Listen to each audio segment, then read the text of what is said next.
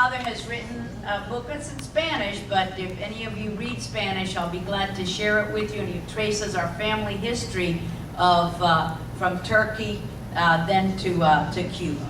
But anyway, that goes a long way to where I want to be, which is to talk about how we need to strengthen U.S.-Turkish relations, and to talk about the close relationships that our countries have and will continue to have. Turkey is a valued ally of the United States at a time when so many are saying no to the United States, because we do not fool ourselves by thinking that we are loved in the world. The ally that we can count on is the Turkish people and the Turkish government. Of that I know and I am proud. And at a time when so many challenges our countries are facing, this calls for even greater coordination and even closer cooperation between our two nations.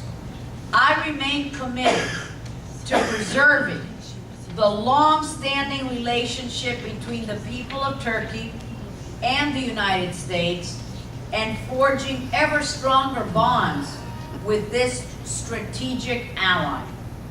Earlier this month, as Madam President pointed out, the House Committee on Foreign Affairs, of which I am the ranking member, meaning I am the top Republican, Howard Berman is the top Democrat.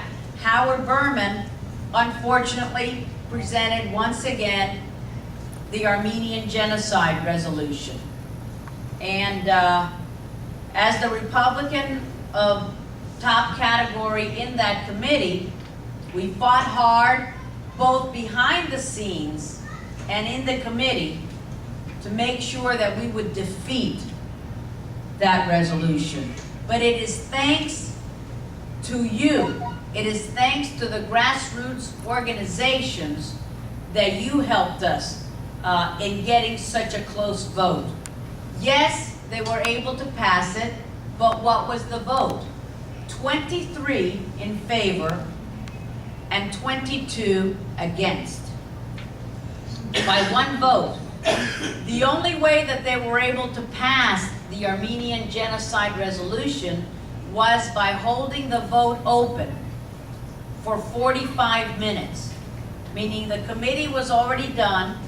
We went back to the vote on the floor, we went back to our hearings and other committees, back to our meetings, and Howard Berman had to see who he could get to come back to the committee and vote in favor of the resolution.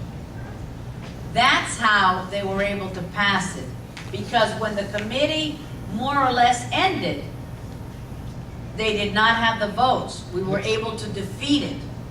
We had defeated it. But he did not close the gavel. As the president knows, it's when that bell, you got the bell, he has the gavel. So he kept the vote open. He did not gavel it shut.